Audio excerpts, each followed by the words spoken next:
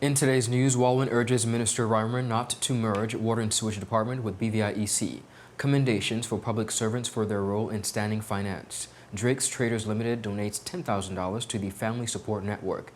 BVI's financial services strengthens in the Asia Pacific in 2024. Trellis Bay Market New Year's Eve party theme is Rhythm and Waves. Miss Teen BVI shares her excitement and preparation.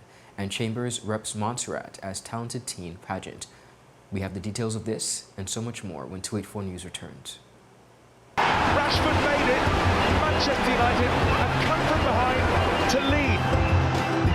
At home or on the go, watch CCT Live. Download our app and carry your favorite TV shows, news, or live sports anywhere you go. Visit cctbvi.com/live, select your package, and tune in. So, you're a wizard, you drive a horse, and you're uninsured? I'm covered with CG. Kalazoo! Comprehensive motor cover for all kinds of damage. Everyone, and welcome to this edition of 284 News. It is Monday, December 23rd, 2024. I'm Ron Grant, bringing you the very latest out of Tortola and the Virgin Islands. A happy Monday's wish to each and every one of you. Thank you all so much for joining us. Beginning our newscast on the local scene, Representative for the 6th Electoral District, the Honorable Myron V. WALWYN, has called on the Minister for Communications and Works, the Honorable Kai M. RYMER, to postpone the planned merger of the Water and Sewage Department with the BVI Electricity Corporation. Speaking during a recent House of Assembly sitting, WALWYN urged the minister to address pressing issues within the Water and Sewage Department before proceeding with the merger, which he warned could be a severe mistake. And then the minister is saying he wants to merge water and sewage with BVIEC. Minister, don't do that. Do not do it. You'll be making a mistake. Fix the problems with water and sewage first. Fix them first. And if you want to hand it over after you fix it for management and maintaining, do that. But if the thing belongs to you, and you can't get it fixed, you can give it to somebody else to fix it. How do I get it fixed? You gotta fix your own thing. The problem is with water is too severe for you to put it on BVIEC. You're gonna drag down BVIEC when you do that. Get the water infrastructure fixed. Get all the things in place you need to get in place and say, oh, BVIEC, you can take it in 6, 7, 8 years. After I get it fixed, manage it properly. Make sure people pay their water bill on time. Blah, blah, blah, blah, blah, blah, blah, blah, blah, blah, blah, blah. But at this point in time, you'll be making a severe mistake.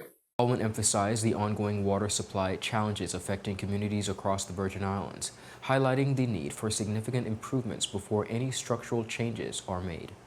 We can't say that we are a prosperous nation when our citizens go home in the evening and they can't get water to bathe.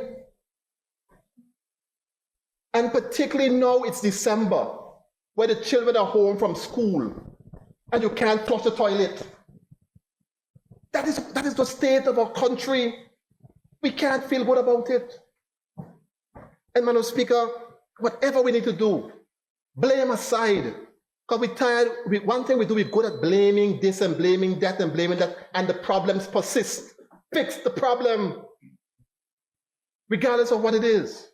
He also criticized the financial disparity in water management, noting that the government spends $29 million annually on water services, but only sees $5 million return. And then we have the forever problem, which I talked about, where you're spending $29 million for water, and you're only making $5 million off of it.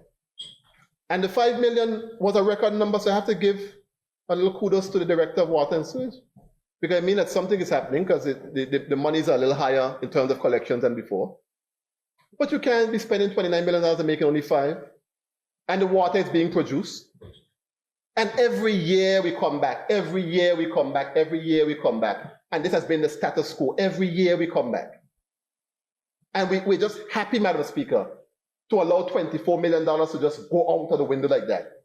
In response, Minister RYMER acknowledged WALWYN's concerns but defended the government's decision to move forward with the merger. RYMER highlighted the potential benefits of combining the entities, including operational efficiencies and leveraging the similarities between the BVIEC and Water and Sewage Department.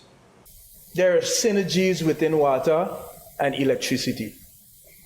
The business of water and electricity, they are similar. Madam Speaker, the exports have already done all the work. They have done the business case. They have draft the policy document.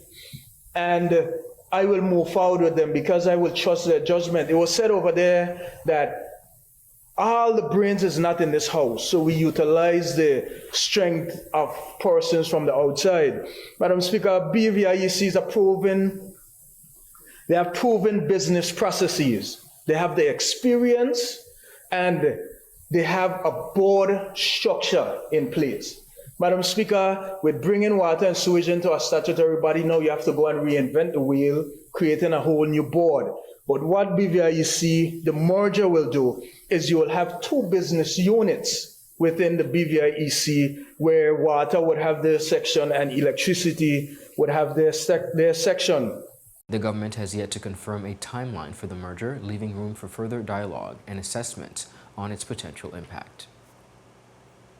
Honorable Lorna G. Smith, OBE, in a recent sitting of the House of Assembly of the Virgin Islands, applauded civil servants for their remarkable role in the budget process during the standing finance proceedings. She spoke highly of their effectiveness in defending their various needs. Madam Speaker, the Premier and the Minister of Finance delivered his budget address on the 11th of November. And aside from the week when he was away on business, as was said previously, we spent 4 full weeks here in this House in standing finance committee meetings with every department of government and every ministry, examining the draft budget estimates for 2025. I also want to applaud the excellent presentations made by the permanent secretaries and the department heads. I want to express my gratitude for their cooperation, and I want to say how pleased I was with their ability to really defend the rather narrow envelopes that they were given for this budget for 2025. Smith said she didn't contribute much to the standing finance deliberations as she felt like it just was formality and the ministers were simply going through the motions. She said, however, and bemoaned the tardiness in receiving the draft budget for review. I have to say, Madam Speaker, that many days as I sat through, I didn't speak as much as many of my colleagues, but I didn't because I felt that we were simply going through the motions of completing a budget in keeping with the law or the Constitution, rather than a budget that would result in the socio-economic progress of this country as we move into 2025 and beyond. I want, Madam Speaker, to associate myself with the comments made by the member from the 6th District in relation to the lateness of the time in which we received the report as well as the budget. I'm grateful, Madam Speaker, to you and your staff for the hard work you put into it, but receiving that report at 2:34 this morning or 2:38 wasn't very helpful, but I know that it was a tough slog and you did your very best, you and your staff. Additionally, Honorable Smith highlighted a number of areas of concern during her debate presentation. Madam Speaker, if you look at, in fact, I had to call home to look at the old draft. At that time, the total revenue was about 428 million plus, and expenditure was 406 7 million plus. So those are things that we need to be looking at and have an opportunity to not just see, but to understand why there was this difference. And I know it was as a result of what we went through, the give and take during the Standing Finance Committee proceedings. Madam Speaker, I am very grateful to contribute to this debate, and I will address a few areas, including the social development policy, the $20 million. I didn't know how to describe it other than an unexplained and unanticipated amount in the budget as a result of the salary increase.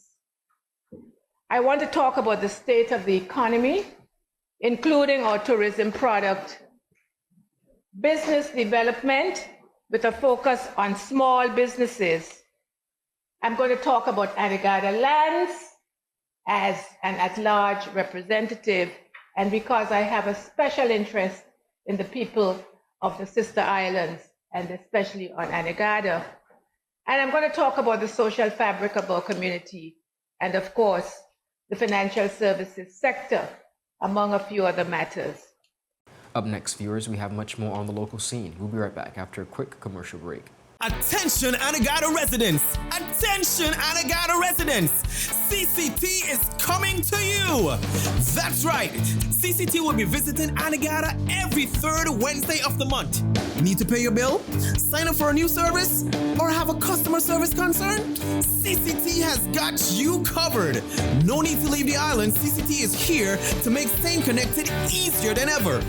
Mark your calendars for every third Wednesday starting October 16th and visit us for all your CCT service needs.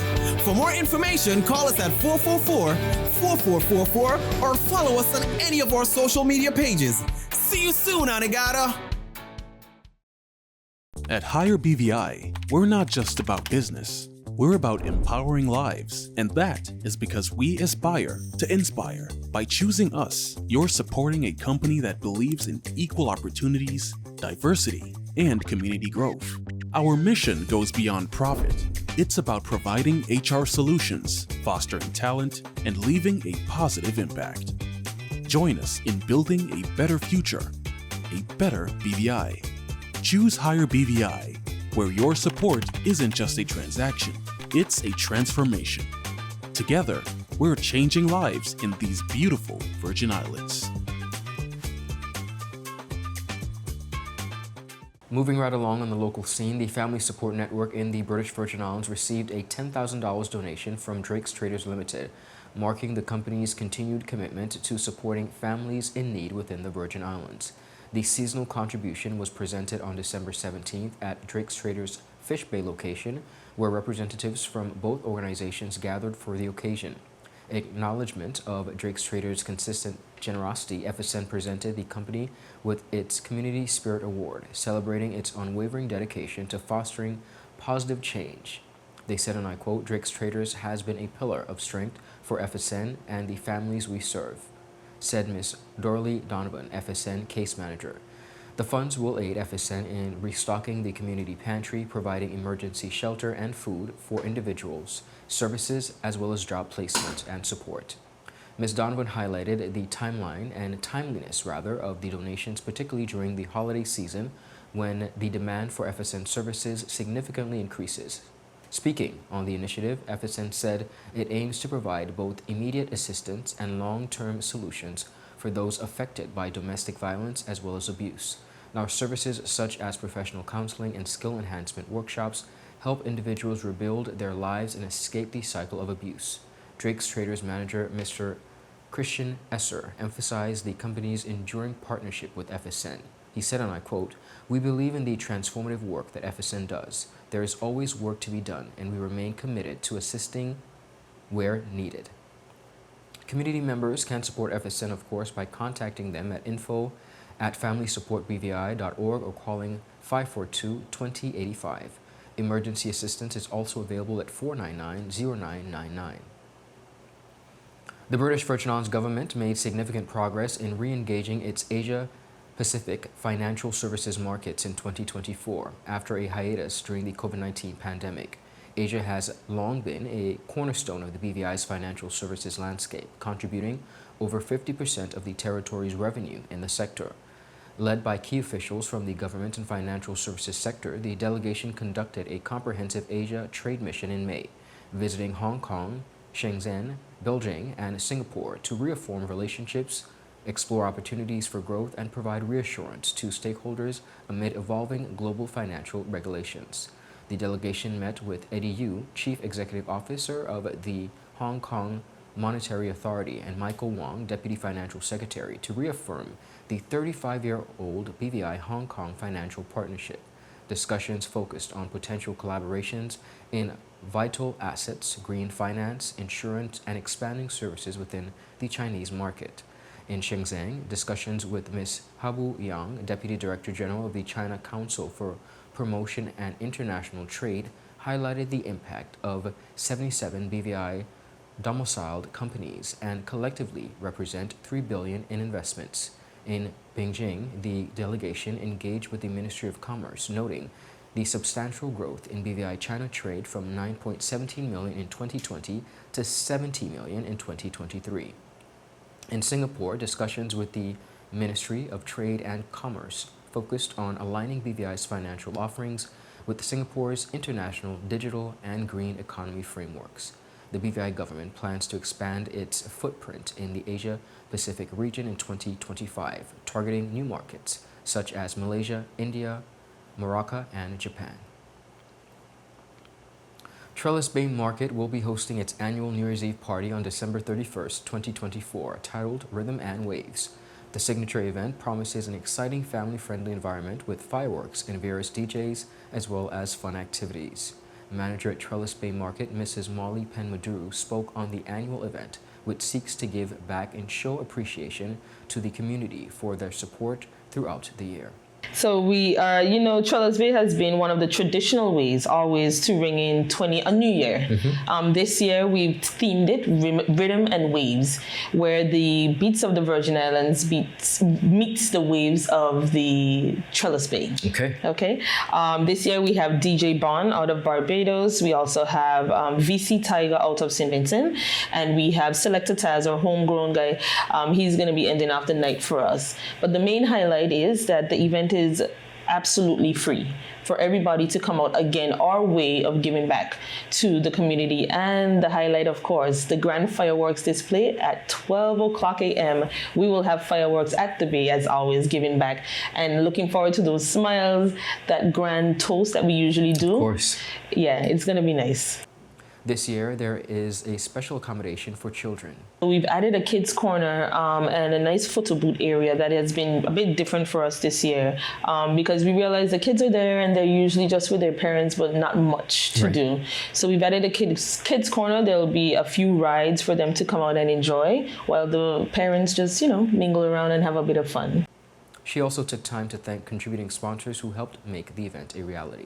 The government of the Virgin Islands, the British Virgin Islands Tourist Board, TradeWinds Mexican Grill, Caribbean Cellars, Roadtown Wholesale, Scrub Island Resort and Marina, VI Motors. Those are the persons that have contributed this year, and we want to say a heartfelt thank you. Without you, wouldn't be possible. Additionally, she thanked the public for their unwavering support over the years and encouraged them to come out and support the event. Well, we want to thank you guys for supporting us throughout the years. And of course, 2024, we're going to end it off with a bang. I want to thank my team at the Bay for sure. And this Saturday, we're going to be having Santa at the Bay. Free gifts, 3 o'clock p.m. to 5 o'clock p.m. You don't want to miss Santa sailing in at 2:30 p.m. And then on December 31st, we're having our Rhythm and Waves New Year's Eve party. We're inviting everybody to come out. Fireworks at 12 a.m. Free event. Let's go BVI, we got this. For the full interview, visit all Tweet4 media platforms.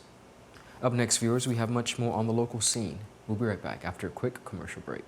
Attention Anegada residents! Attention Anegada residents! CCT is coming to you! That's right! CCT will be visiting Anegada every third Wednesday of the month. Need to pay your bill? Sign up for a new service?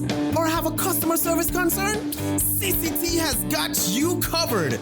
No need to leave the island. CCT is here to make staying connected easier than ever. Mark your calendars for every third Wednesday starting October 16th and visit us for all your CCT service needs. For more information, call us at 444-4444 or follow us on any of our social media pages. See you soon, Anegada. Just give me my service. Yeah. Just give me my service. Just give me my service. Make the switch to CCT and get connected today. Unlimited talk, text, and data. Visit any CCT store or call us at 444-4444. CCT, Life Unlimited. Welcome back, everyone, and thank you all so much for sticking with us. Miss Teen BVI 2024, Asha Hyman, is gearing up to represent the British Virgin Islands on a regional stage at the Haynes Miss Smith Caribbean Talented Teen Pageant. The prestigious event, being hosted in the BVI for the very first time, will take place on December 26th to the 29th, 2024. In a recent interview with Tweet4 Media's Jaka Wooding, Hyman reflected on her journey as Miss Teen BVI, candidly sharing the challenges of balancing her academic pursuits with her royal responsibilities. Despite the demands of her reign, Hyman proudly reported achieving good grades as she continues to prepare for her next big moment on stage. Greetings all, my name is Asha Hyman, your Miss Teen British Virgin Islands 2024 to 2025. I'm also your Miss British Virgin Islands representative in the upcoming Haynes Smith Miss Caribbean Talented Teen Pageant. It is truly an honor to be here. I'm super excited. Now, it's an absolute pleasure to have you back. You are not a new face to our studio, and it's always a pleasure for us as well. Thank you. I want to know, and I'm sure the people want to know, how has your reign been going? You had big plans, so I really hope things are coming together. Thank you. I've had a beautiful reign so far. From June up until now, it has been amazing. It has been truly a blessing. The opportunities are absolutely amazing. They have been abundant. Working on my platform, working with the community, working with schools and so forth, it has been a blessing. And of course, being a student yourself, how are your academics going? My academics have been going smoothly. As a student at the University of the Virgin Islands, I am currently a junior pursuing my Bachelor of Science degree in biology with the hopes of one day becoming an optometrist in my near future. School has been amazing. I'm learning so much and I can't wait to be able to bring what I've been learning back to my community. It has been challenging, I won't lie, with balancing pageantry and my academics and also my mental health and my mental physical well-being and so forth. It has been a challenge, but I am fighting and I passed all my classes, thank God. Oh yeah. I'm so excited to announce that. Academics, it's first and foremost for me, and I've been doing good this semester. She said, and I quote, "My preparation is going well," adding that she is especially looking forward to the evening wear segment, which promises to be a highlight of the pageant. My preparation, especially balancing my academics, it has been hard. It's never easy. Pageantry is never easy. It's something that's challenging on a person, on your team, in all aspects. But this time, it has been tough because I'm away from my team. They're in the British Virgin Islands. Yeah. My last go around, my team was in St. Thomas with me, so it was fairly easy. But I'm a fighter. I do not quit. My team, they're amazing. Rupert, my mom, Kieran, they have been amazing. They're all a blessing. And I can't wait to showcase what I've been working on. Awesome.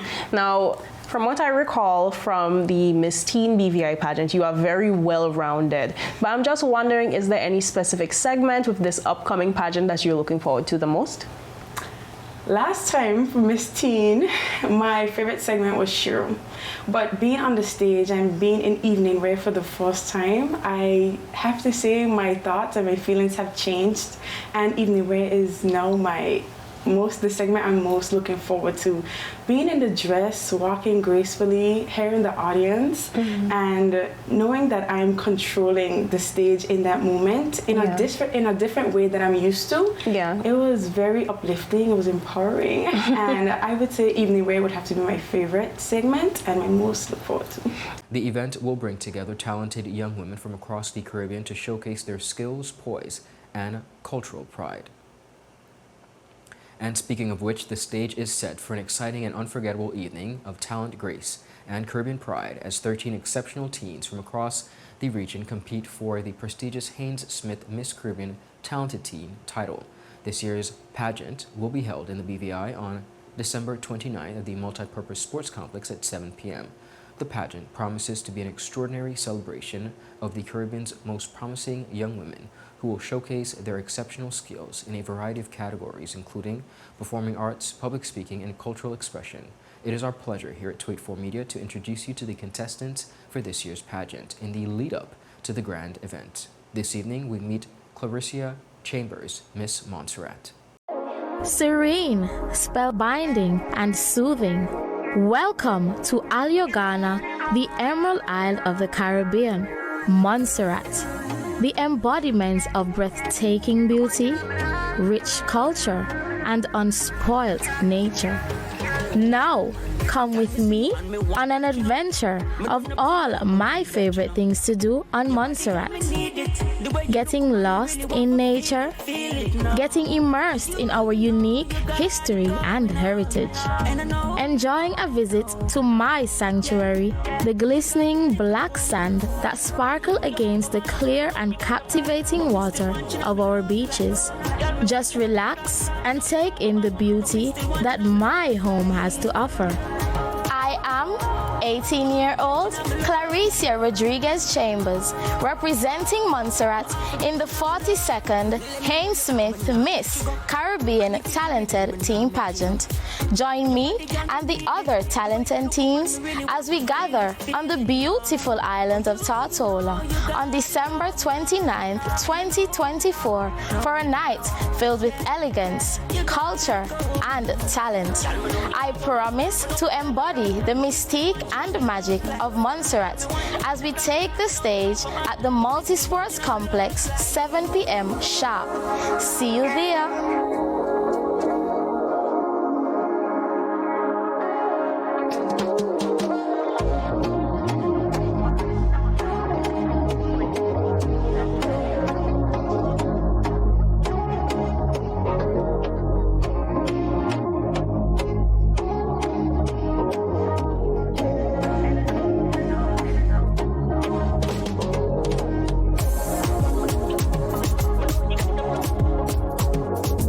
Tickets for the event can be purchased at Hazim's Beauty Supply Store on Tortola and Soul to Soul, 5406 Stove Tivier Grande, St. Thomas, as well as through WhatsApp at 284-499-2700 or by email at misshainesmithbvi@gmail.com. Once again, misshainesmithbvi@gmail.com. For those unable to attend in person, the pageant will be streamed live via pay-per-view, allowing viewers from across the Caribbean to join in the excitement. It will also be available exclusively on channel 284 Media on CCT Live. Viewers, that is it for today's news roundup. Be sure to follow us for your daily news updates at 284 Media and 284 BVI on Instagram and X, formerly Twitter, as well as our WhatsApp channel for daily updates. I'm Ron Grant. Do have a safe and enjoyable evening. A happy Monday. Goodbye.